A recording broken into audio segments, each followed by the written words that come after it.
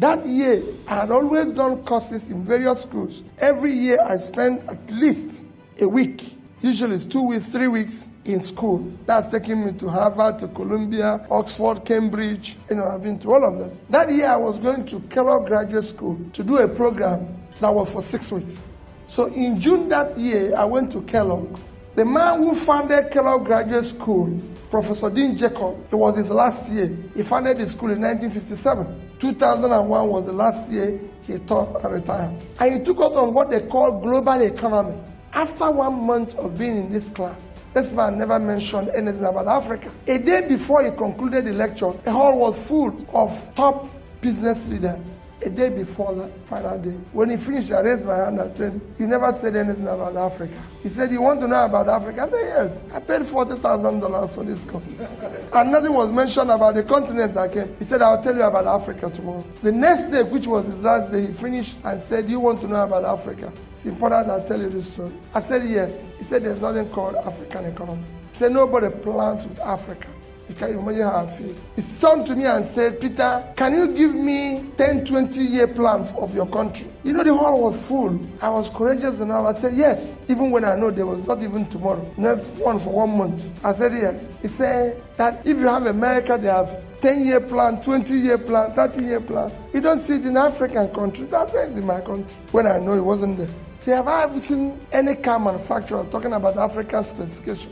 They have European specification, Gulf specification, Asian specification, American specification. You know why? Nobody plans with Africa. He said, "Join me for lunch." So I joined him for lunch. After lunch, he said, "Let's take a walk by Lake Michigan." As we were starting the walk, he said to me, "Do you have any of your country's currency?" This was 2001. The highest denomination was 100 naira.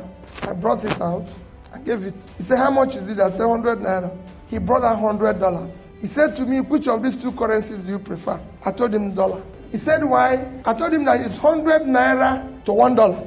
So his own is 10,000 naira. My own is 100 naira. So he said I should keep his dollar and take my naira. Took my naira. So he gave me $100 for 100 naira.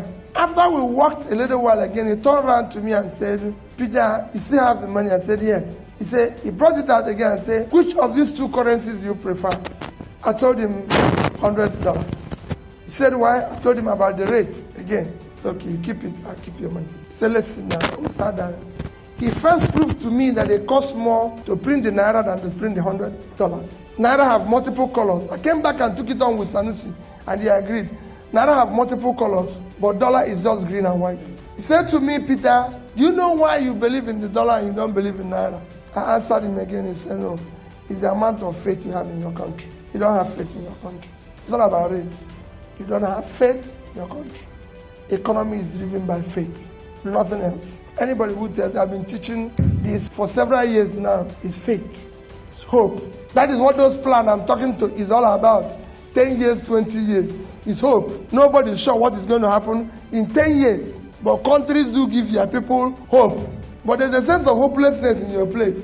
That's why you prefer this currency. I've sat on various boards and various committees and everything. And he went on to tell me about his life. And he convinced me that Japanese people keep their money in yen, not the rates. Chinese in Chinese yuan. Malaysians, Malaysian ringgit. Singapore in Singaporean dollars. He went on, then there was no euro. He told me Italians, which their rate was worse, keep it Italian real. Germans in marks, everybody in this. But the Africans don't keep it because they don't have faith in their continent. So they give it to the dollar and make the dollar stronger because they prefer to put their money here and build in America. Now he is the lecturer. He drives S-Class. The wife is the lecturer. He drives the Lexus. The daughter is the lecturer. He drives the Lexus. The lecturers in your place don't drive such cars. They don't live such life. And they said to me, "Can I ask you for a favor?" Just to tell you a story. I said, "Yes." He said, "Go back to your country and participate in building public wealth." Public wealth enriches everybody. Individual wealth impoverishes everybody. All of you want to make private money. It does not enrich anybody.